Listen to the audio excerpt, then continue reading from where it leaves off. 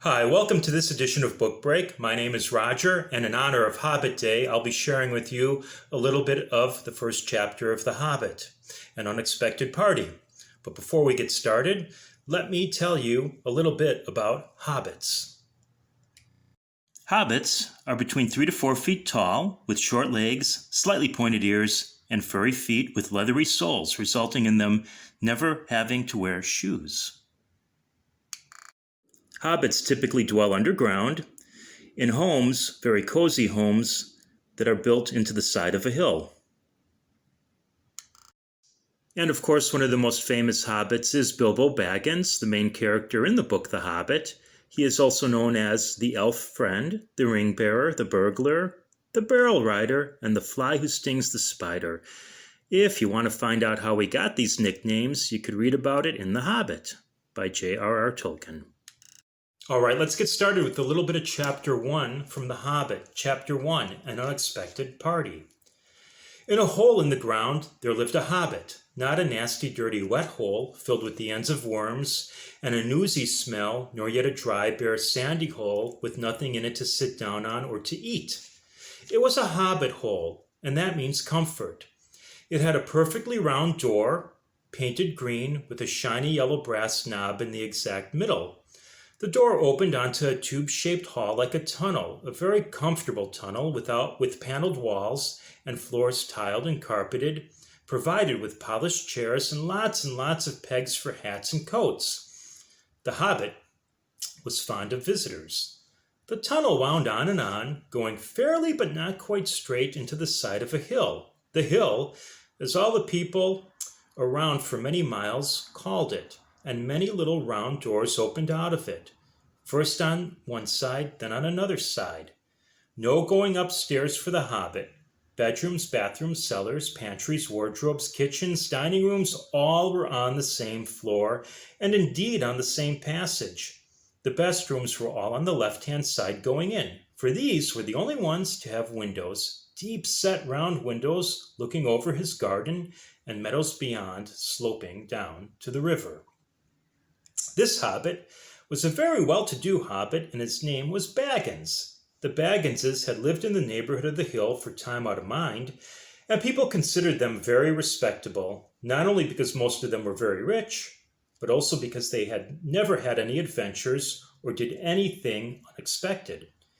You could tell what a Baggins would say on any question without ever bothering to ask. Now, this is the story of how a Baggins had an adventure and found himself doing and saying things altogether unexpected.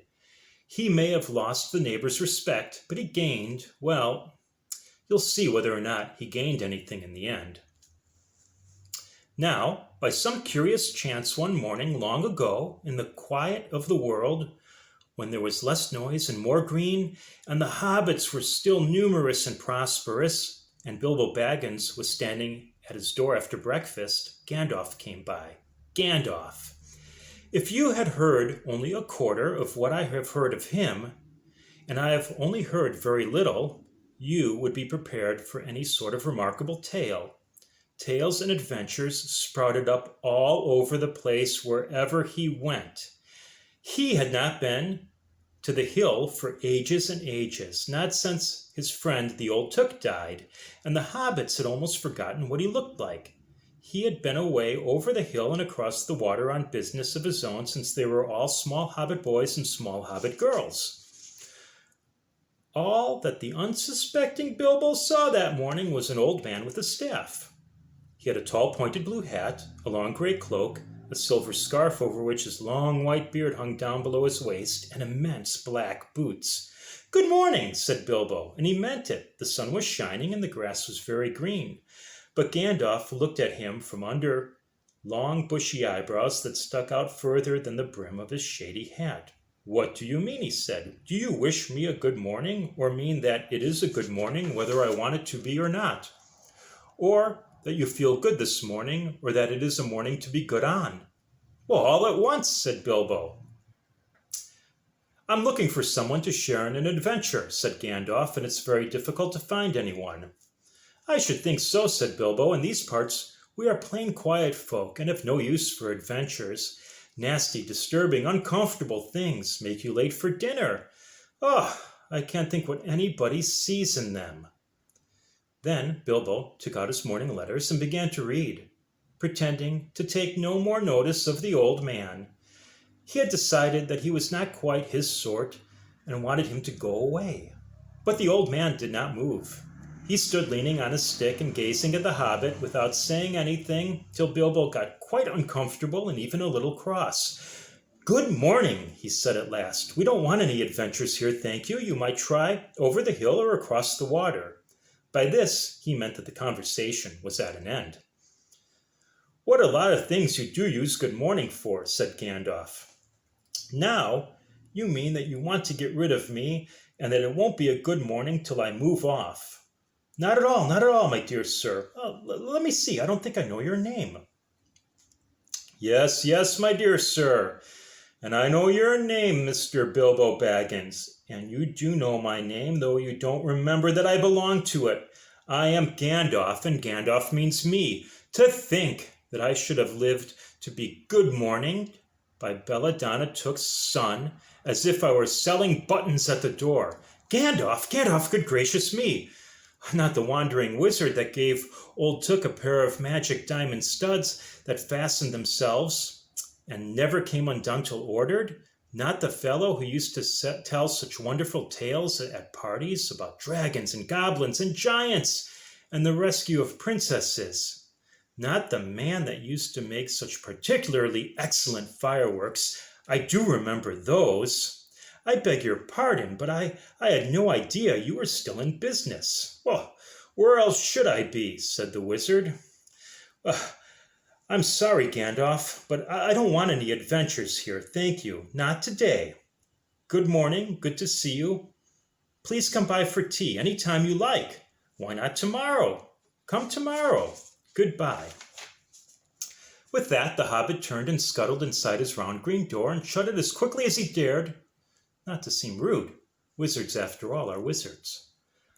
"What on earth did I ask him for tea for?" he said to himself. Gandalf, in the meantime, was still standing outside the door and laughing long but quietly.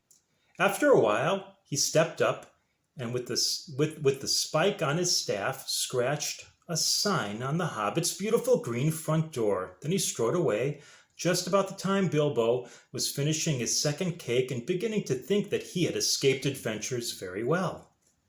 The next day, he had almost forgotten about Gandalf.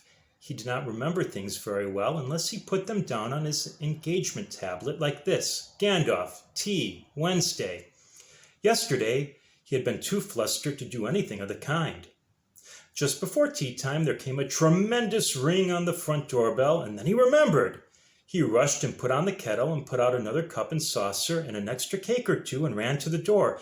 "I'm sorry to keep you waiting," he was going to say, when he saw that it was not Gandalf at all. It was a dwarf with a blue beard tucked into a golden belt and a very bright eyes under his dark green hood. As soon as the door was opened, he pushed his way inside, just as if he had been expected. And that's a little bit of The Hobbit by J.R.R. Tolkien for Hobbit Day. Thanks for joining me for Book Break, and I'll see you again for another one really soon. And don't forget, if you have any questions, feel free to reach out to us at youthservices@olpl.org. Thank you again. Take care now.